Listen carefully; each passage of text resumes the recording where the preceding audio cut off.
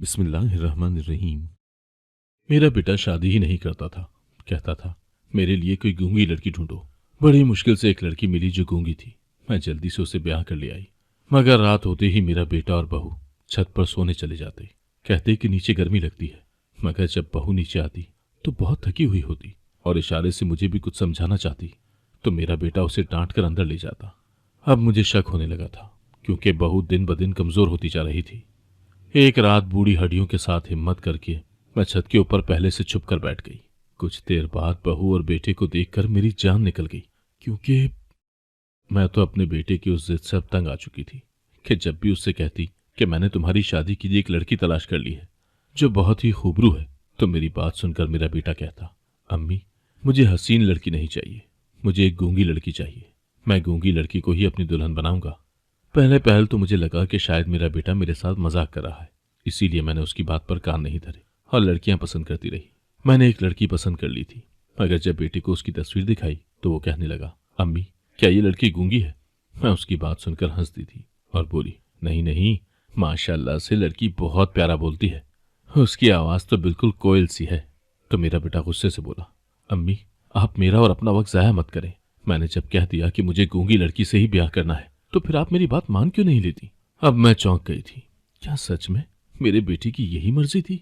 मैं बोली, फैजान ऐसी भी क्या बात हो गई कि तुम्हें गूंगी बीवी चाहिए? वो कहने लगा, अम्मी मैं तो शादी ही नहीं करना चाहता हूँ। मुझे इल्म है कि औरतों की जबान के आगे खंदक होता है। वो एक बार बोलना शुरू कर दें तो फिर उन्हें कोई चुप नहीं करवा सकता। मैं अपनी जिंदगी का ये सुकून बर्बाद नहीं करना चाहता। अव्वल तो मैं शादी ही नहीं करना चाहता हूँ, फिर भी आपकी खुशी के लिए रजामंद हो गया हूँ, लेकिन मुझे गूंगी बीवी ही चाहिए। मैं अजीब सी परेशानी में घिर गई थी क्योंकि मैं फैजान को बहुत अच्छे तरीके से जानती थी। वो शुरू से ही बड़ा संजीदा मिजाज सा लड़का था, हर वक्त गहरी सोच में डूबे रहने वाला, अपने काम से काम रखने वाला। उसने कभी बिला वजह हंसी मजाक भी नहीं किया था, इसलिए अब मैं उससे इस बात की तवक्को नहीं कर रही थी कि वो ये सब बातें मजाक में कर रहा है। उसकी हर बात पत्थर पर लकीर होती थी। मैं बोली, फैजान बेटा अगर तुम कहोगे तो मैं तुम्हारे लिए एक कमगो लड़की तलाश कर लूंगी। वो कहने लगा, आखिर गूंगी लड़की से शादी करने में क्या हर्ज है? क्या गूंगी लड़कियां इंसान नहीं होती? मैं बोली, बेटा ऐसी बात नहीं है, लेकिन तुम जानते हो कि अगर मैंने तुम्हारे लिए गूंगी लड़की ढूंढ ली तो लोग हम दोनों का मजाक उड़ाएंगे। वो कहेंगे कि फैजान में न जाने ऐसी किस चीज की कमी थी जो मैंने तुम्हारे लिए गूंगी लड़की ढूंढ ली। वो कहने लगा, अम्मी मैंने आज तक किसी की परवाह नहीं की, मुझे लोगों की बातों से कोई सरोकार नहीं है। मैं शादी करूंगा तो गूंगी लड़की से ही करूंगा। मैंने फैजान की जिद के आगे हथियार डाल दिए थे, मगर अब असल मसला ये था कि मैं उसके लिए गूंगी लड़की कहाँ से ढूंढती। खैर मैंने इस मकसद के लिए कमर कस ली थी। मैं चाहती थी कि जल्द अज जल्द मेरे घर बहू आ जाए, क्योंकि मेरा एक ही बेटा था। मैं चाहती थी कि उसका घर अपने सामने बसा जाऊं। फिर यह भी एक वजह थी कि अब मैं बहुत ज्यादा बूढ़ी हो चुकी थी, मुझसे घर के काम भी नहीं होते थे। मेरा फैजान अभी 2 बरस का ही था जब उसके अब्बू इंतकाल कर गए थे। मैं जवान भी थी और हसीन भी। मुझे लोगों ने मशवरा दिया कि मैं दूसरी शादी करके घर बसा लूं, मगर मैं फैजान की वजह से यह कदम उठाने से बाज रही थी। अपनी औलाद तो हर इंसान को प्यारी होती है, मगर मुझे फैजान से इस कदर इश्क था कि मैं उसके लिए अपनी खुशियां तक कुर्बान करने पर रजामंद हो गई थी। जब भी कोई मुझसे कहता कि तुम दूसरी शादी कर लो, तब मेरे जहन में यही ख्याल आता कि अगर मेरे दूसरे शौहर ने मेरे बेटे का ख्याल ना रखा तो, अगर उसने कभी मेरे फैजान को झड़क दिया तो मैं क्या करूंगी। बस इसी वजह से मैंने शादी नहीं की। मुझे फैजान से बहुत तवक्कुआत थी। मैंने अपने घर का माहौल बड़ा दोस्ताना सा रखा था। मैं चाहती थी कि मैं और फैजान दोस्तों की तरह रहे, एक दूसरे के साथ हर बात शेयर करें, मगर मैं ऐसा करने में नाकाम रही थी। न जाने फैजान क्यों बहुत खोया खोया सा रहता था। शुरू शुरू में तो मैं यही समझती थी कि बच्चा है, बाप की कमी को महसूस करता है, जब बड़ा होगा तो ठीक हो जाएगा, मगर ये मेरी खामख्याली ही साबित हुई थी। फैजान सुधरने के बजाय मजीद अपनी जात में खोने लगा था। अब मैंने सोचा था कि किसी ऐसी लड़की से इसकी शादी करूंगी जो बहुत हंसमुख होगी। चलो हम दोनों सास बहू का वक्त अच्छा गुजर जाएगा। मगर मेरे इस अरमान पर भी फैजान ने पानी फेर दिया था। हमेशा की तरह मैंने इस बार भी फैजान की ख्वाहिश के आगे सर झुका दिया था। मैं अब उसके लिए गूंगी लड़की ढूंढने लगी थी, मगर मुझे ये इल्म नहीं था कि गूंगी लड़की ढूंढना इस कदर मुश्किल हो जाएगा। मैंने आसपास रिश्ते कराने वाली औरतों से भी कह दिया था कि मुझे एक गूंगी लड़की का रिश्ता चाहिए, मगर परेशानी की बात तो ये थी कि कोई मेरी बात को संजीदगी से नहीं ले रहा था। मैं जिस किसी को गूंगी लड़की का कहती, वो आगे से कहने लगती, अरे छोड़ो तुम गूंगी लड़की को, ये देखो तस्वीर, ये लड़की एमए पास है। तो कोई कहती, इस लड़की से अपने बेटे की शादी कर दो, 4 भाइयों की इकलौती बहन है, बहुत ज्यादा जहेज लाएगी। मैं अब परेशान रहने लगी थी। मेरे हाथ में कुछ भी नहीं था। मैंने बड़ी मुश्किल से घर का काम निपटाया था और फिर थोड़ी देर के लिए चारपाई पर बैठ गई। इतने में मेरे दरवाजे पर एक फकीरनी आई थी। ये फकीरनी पिछले 6 सालों से हमारे मोहल्ले में भीख मांगने आया करती थी। वो मेरे घर में भी दाखिल हो जाया करती थी और मुझसे हाल अहवाल भी दरियाफ्त कर लिया करती। आज भी वो मेरे घर में दाखिल हो गई। मुझे देखकर बोली, बाजी क्या बात है, बड़ी परेशान दिखाई दे रही हो। मुझे तो पहले ही किसी ऐसे इंसान की जरूरत थी जो मेरे दुख को सुन भी लेता और समझ भी लेता। मैं बोली, क्या बताऊं, बेटी की तरफ से बहुत परेशान रहती हूँ। उसकी शादी करना चाहती हूँ कि बूढ़ी हड्डियों में अब घर के काम करने की हिम्मत नहीं रही। मगर मेरा बेटा तो जिद लगाकर बैठा है कि वो शादी करेगा तो गूंगी लड़की से ही करेगा। मुझे तो ये समझ नहीं आती कि उसके लिए गूंगी लड़की कहाँ से ढूंढूं। रिश्ते कराने वाली औरतों से कहती हूँ तो वो भी मेरी बात को संजीदगी से नहीं लेती। फकीरनी कहने लगी, बाजी एक बात कहूँ। मैं बोली, हाँ कहो। वो बोली, बाजी ये बात पता नहीं ठीक भी है या नहीं, बस आपकी परेशानी के पेश नजर कह रही हूँ। अगर मेरी बात नागवार गुजरे तो मुझे नादान समझकर माफ कर दीजिएगा। मैं बोली, क्या हो गया है, इतनी पहेलियां क्यों बुझवा रही हो, सीधी तरह से कहो क्या कहना चाहती हो। वो बोली, बाजी मेरी भी एक बेटी है जो गूंगी है और कम उम्र भी। अगर आप उसका रिश्ता लेना चाहें तो मैं खुशी खुशी आपको अपनी बेटी का हाथ दे दूंगी। मैं हाजरा की बात सुनकर गहरी सोच में डूब गई थी। मेरे चेहरे के तासुरात देखकर उसने मेरे सामने हाथ जोड़ दिए और बोली, बाजी गुस्ताखी माफ कर दीजिएगा। इतना कहकर वो मेरी बात सुने बगैर ही मेरे घर से चली गई थी। लेकिन मैं सारा दिन उस फकीरनी की बात के मुतालिक सोचती रही थी। मुझसे तो कोई फैसला नहीं हो पा रहा था। इसीलिए मैंने सोचा कि सारी बात फैजान के सामने रख दूंगी, वो जैसा कहेगा वैसे ही कर लूंगी। शाम के वक्त फैजान काम से वापस आया तो मैं बोली, फैजान तुमसे एक बात करनी थी। वो कहने लगा, बताएं अम्मी क्या कहना चाहती है। मैं बोली, तुम्हें गूंगी लड़की चाहिए, मगर इतना तो बताओ कि वो अमीर हो या गरीब, पढ़ी लिखी हो या अनपढ़। मेरी बात सुनकर फैजान के चेहरे पर मुस्कुराहट फैल गई थी। वो कहने लगा, अम्मी मुझे गूंगी लड़की चाहिए, बस मेरी यही डिमांड है। और हाँ, अगर वो गरीब घराने से हो जाए तो इससे बढ़कर मेरे लिए कोई और बात नहीं होगी। मैं बोली, फैजान वो हाजरा है ना फकीरनी जो हर जुमरात को हमारे मोहल्ले में आया करती है। मैंने आज उससे कहा था कि मैं अपने बेटे के लिए गूंगी लड़की ढूंढ रही हूँ, तो उसने मुझसे कहा कि आप मेरी बेटी का रिश्ता ले लें। मैंने उसे कोई जवाब नहीं दिया तो वो मायूस होकर वापस चली गई।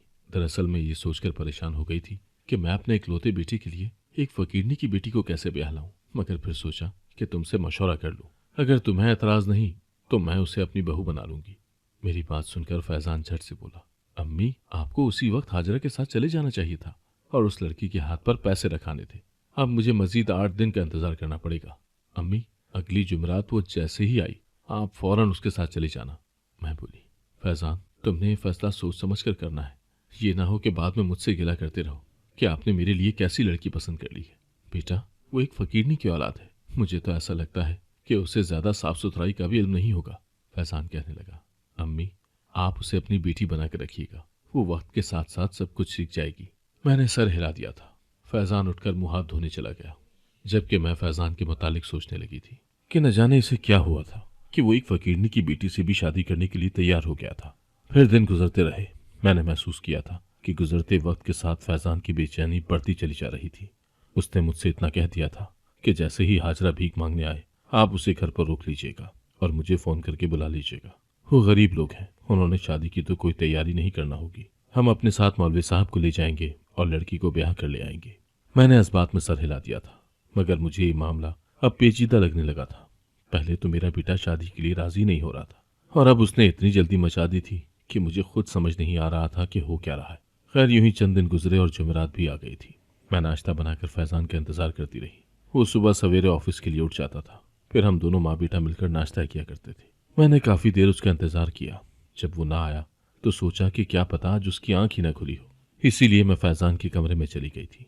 मैंने उसे 1-2 आवाजें दी तो वो उठकर बैठ गया। मैं बोली, बेटा जल्दी से उठो, तुम्हें ऑफिस के लिए देर हो रही है। फैजान कहने लगा, अम्मी मैं आज ऑफिस नहीं जाऊंगा।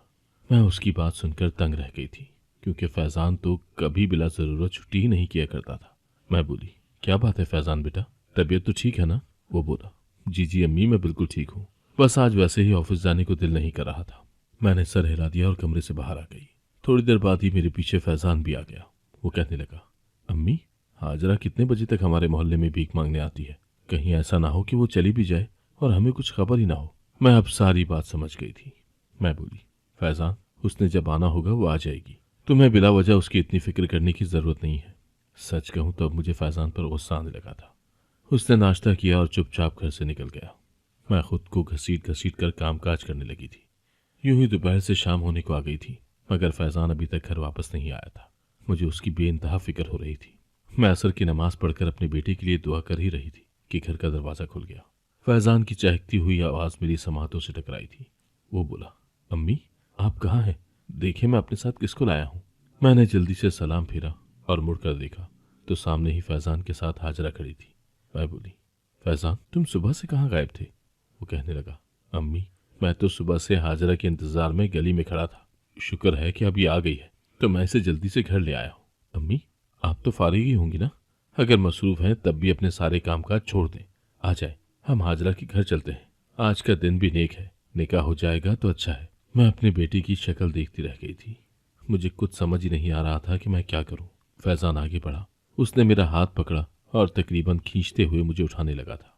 मैंने उसे इशारा किया कि वो मेरे साथ कमरे में आ जाए। वो कमरे में आया तो मैं बोली, फैज़ान पहले मैं हाजरा के साथ जाकर उसकी बेटी को देख आती हूँ। न जाने वो तुम्हारे लायक भी है या नहीं। अगर ये रिश्ता मेरी समझ में आ गया तो कल हम दोनों माँ बेटा जाकर उस लड़की को रुखसत कर लाएंगे। फैज़ान ने जोर जोर से नफ़ी में सर हिला दिया था। वो कहने लगा, सवाल ही पैदा नहीं होता।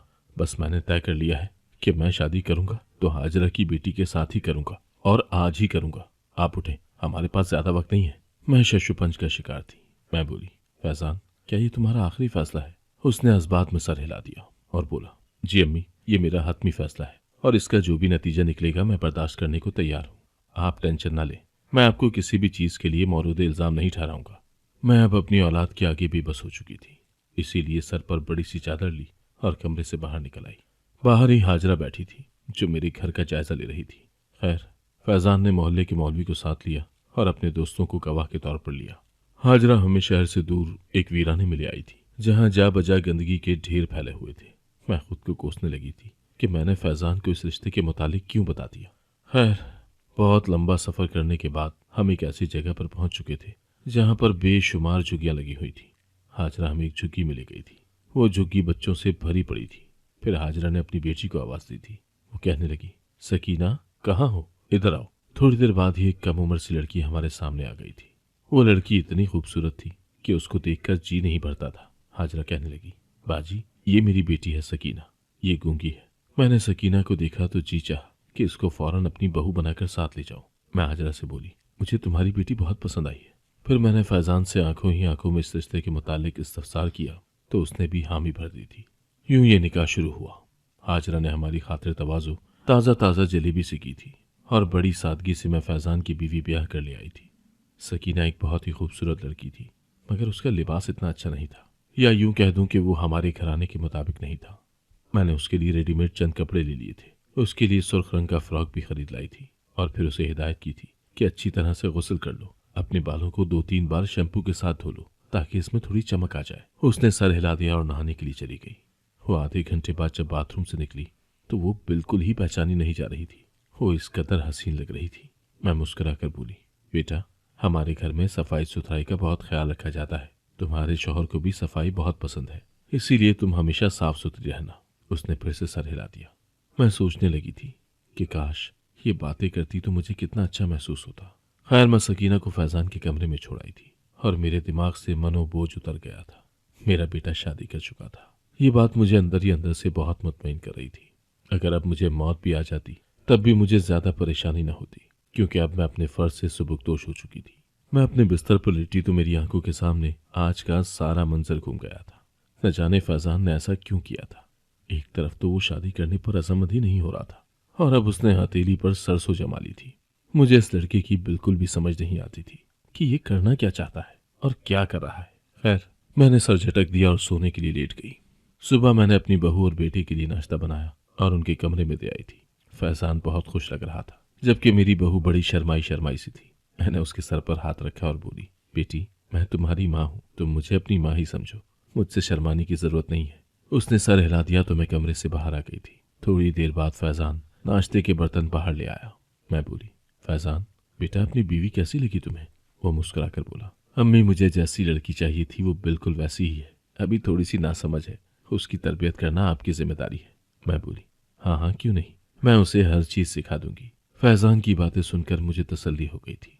मेरा बेटा खुश था तो समझो मुझे दुनिया में ही जन्नत मिल गई। फैज़ान घर से बाहर निकल गया तो सकीना मेरे पास आ गई। उसने मेरे हाथ से बर्तन ले लिए और इशारे से कहने लगी कि आप ये बर्तन छोड़ दें, इनको मैं धो दूंगी। मैं बोली, नहीं बेटी, अभी तो मैं तुम्हें अपने घर में पूरा पूरा आराम कराऊंगी और फिर तुमसे मीठा बनवाऊंगी। उसके बाद तुम काम करती रहना। मुझे ये बताओ, तुम्हें खीर बनानी आती है? खीर तुम्हारे शौहर को बहुत पसंद है। उसने उदासी से नफी में सर हिला दिया तो मैं बोली, फिक्र की बात नहीं है, मैं तुम्हें सिखा दूंगी।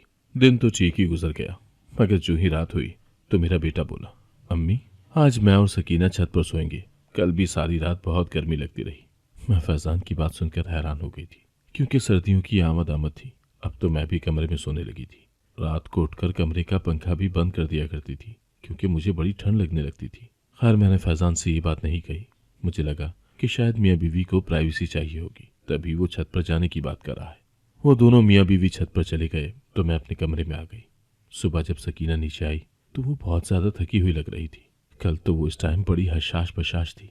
मैंने सकीना का हाथ पकड़ लिया और बोली, बेटा क्या बात है, तुम मुझे कुछ बुझी बुझी सी लग रही हो, क्या ऊपर सर्दी लग रही थी? सकीना मुझे इशारे से कुछ बताने लगी तो फैज़ान ने उसे झड़क दिया और बोला, सुबह सुबह तुम क्या बातें करने खड़ी हो गई हो? चलो अपने कमरे में जाओ, मुंह हाथ धोकर बाहर निकलना।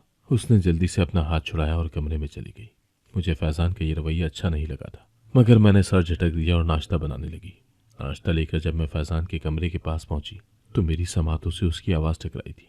वो गुस्से से गुर्रा रहा था। कहने लगा, सकीना एक बात तुम याद रखना, हम दोनों मियाँ बीवी के दरमियान जो कुछ भी है वो हम दोनों के दरमियान ही रहना चाहिए। मैं तुम्हें इस बात की हरगिज़ इजाज़त नहीं देता कि तुम हमारी पर्सनल बातें मेरी वालदा से या अपनी वालदा से शेयर करती फिरो। तुम ये ना समझना कि मैं घर से बाहर चला जाऊंगा तो मुझे इल्म ही नहीं होगा कि तुमने मेरी माँ को क्या बताया है। अगर मुझे कुछ भी ऐसा वैसा मालूम हुआ तो मैं तुम्हें तलाक दे दूंगा।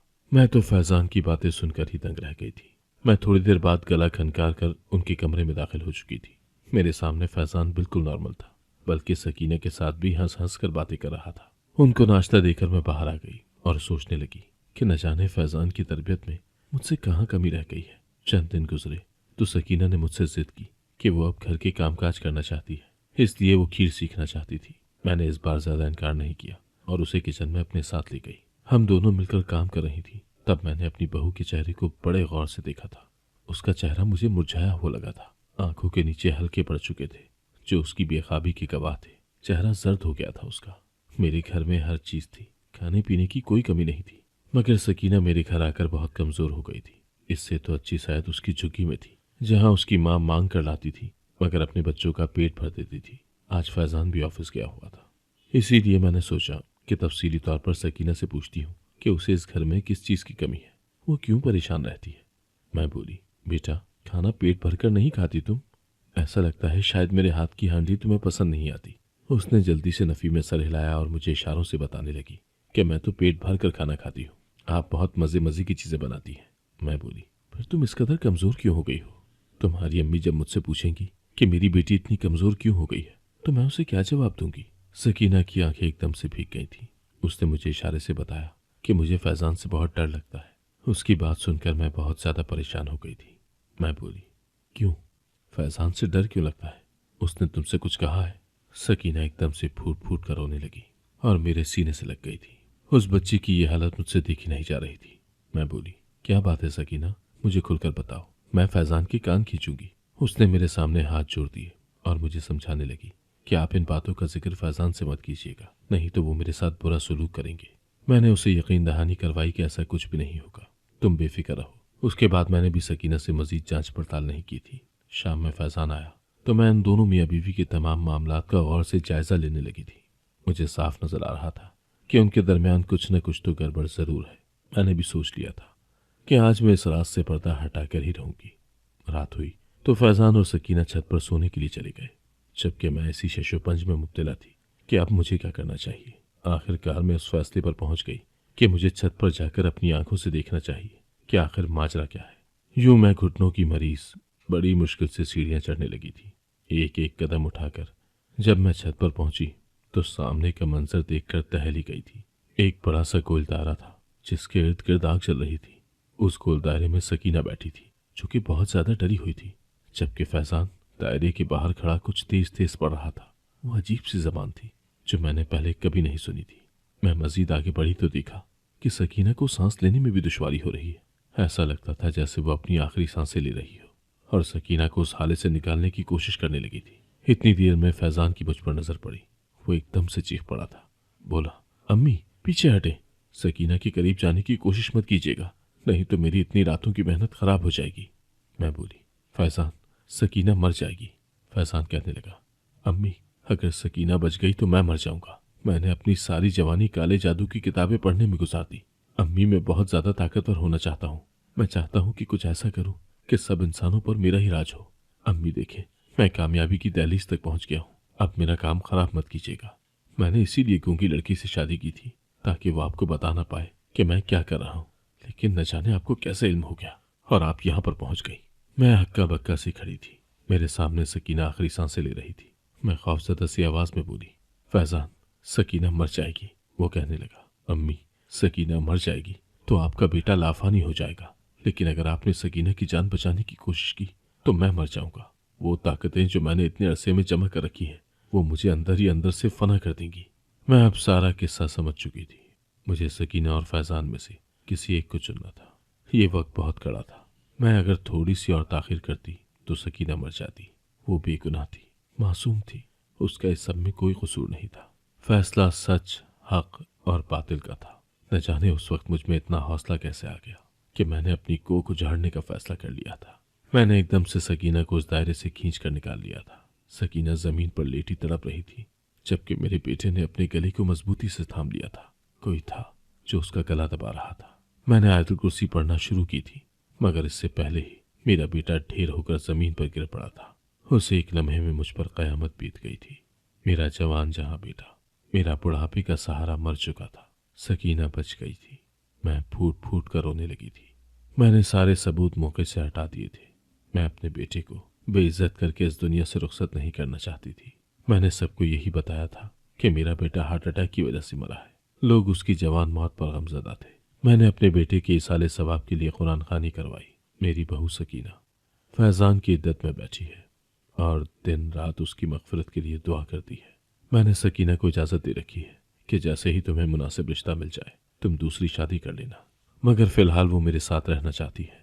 मैं हर लम्हा यही सोचकर गमजदा होती रहती हूँ कि न जाने मेरे बेटे को खुदा के हुजूर माफ़ी मिलेगी भी या नहीं। मैंने आज आप सबके साथ अपना गम बांट लिया है। आप मेरे बेटे के लिए दुआ कीजिएगा। अगर आपको आज की कहानी पसंद आई है तो वीडियो को जरूर लाइक कीजिएगा और अपने दोस्तों के साथ भी शेयर कीजिएगा।